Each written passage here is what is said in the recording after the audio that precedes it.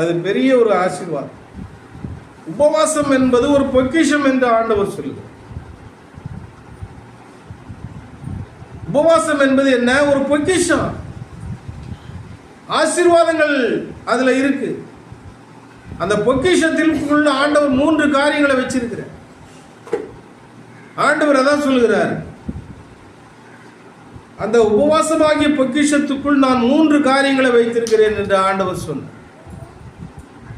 ஒன்று ஆசீர்வாதம், இன்னொன்று வல்லமை, இன்னொன்று விடுதல். இந்த 3 அடங்கியதுதான் உபவாசம். இந்த 3ஐயும் ஒரு சேர பெற வேண்டும் என்று சொன்னால் உபவாசிக்க வேண்டும். உபவாசித்து ஜெபித்தால் தான் இந்த 3ஐயும் அவர் நமக்கு கொடுக்கிறார்.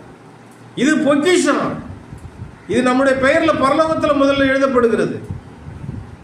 அதை அனுபவிக்கும்படியாக நமக்கு கொடுக்கப்படுகிறது. ஆசீர்வாதங்கள். உபவாசம் இருந்தால்தான் வல்லமையை பெற்றுக்கொள்ள முடியும், சத்துருவை மேற்கொள்ள முடியும், விடுதலை பெற முடியும். உபவாசம் இருந்த ஜெபம் பண்ணி பாருங்க, விடுதலை கிடைக்கும்.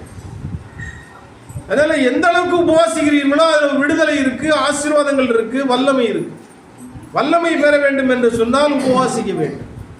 இயேசு 40 நாள் உபவாசம் இருந்து வல்லமையும் வரங்களையும் அக்கினி அபிஷேகத்தையும் ஆண்ட பிதாவின் வார்த்தைகளையும் நிறைவாய் பெற்று சித்தங்களை அறிந்து புறப்பட்டார்.